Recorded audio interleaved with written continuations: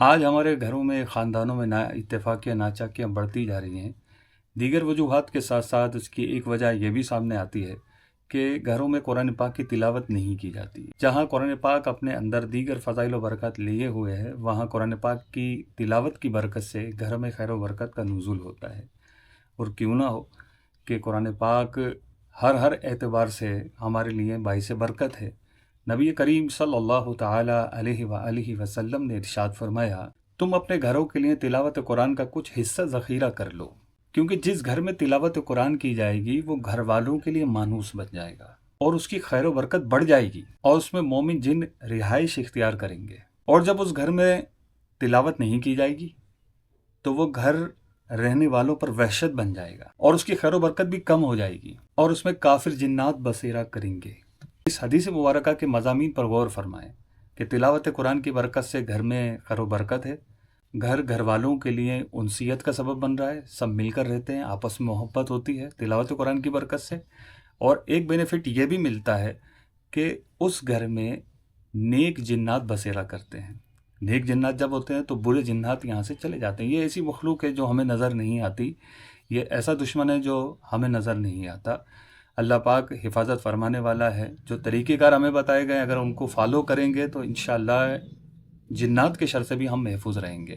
تو جہاں تلاوت قرآن نہیں ہوتی، حدیث مبارکہ میں آیا کہ وہ گھر رہنے والوں پر وحشت بن جاتا ہے، گھر میں خیر و برکت بھی نہیں ہوتی اور جنات، برے جنات، کافر جنات بسیرا کر لیتے ہیں۔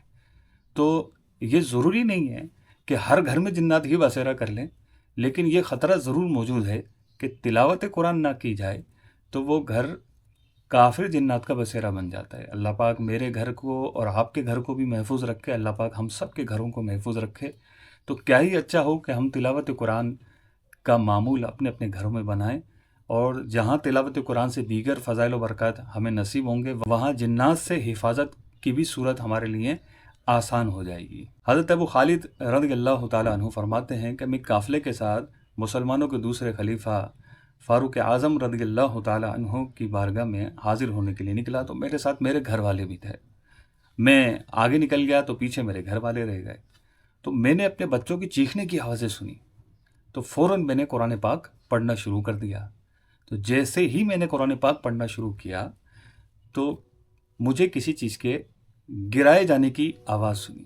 میں بھاگ کر اپنے بچوں کی طرف گیا تو میرے بچوں نے مجھے بتایا کہ جنات نے ہمیں پکڑ لیا تھا اور ہم سے کھیل رہے تھے۔ تو جیسے ہی آپ نے تلاوت قرآن شروع کی، جنات ہمیں چھوڑ کر بھاگ گئے۔ دیکھا آپ نے کہ جنات قرآن پاک سے کس قدر ڈرتے ہیں۔ اللہ پاک ہمیں تلاوت قرآن کی سعادت نصیب فرمائے، روزانہ تلاوت قرآن کرنے کی توفیق نصیب فرمائے۔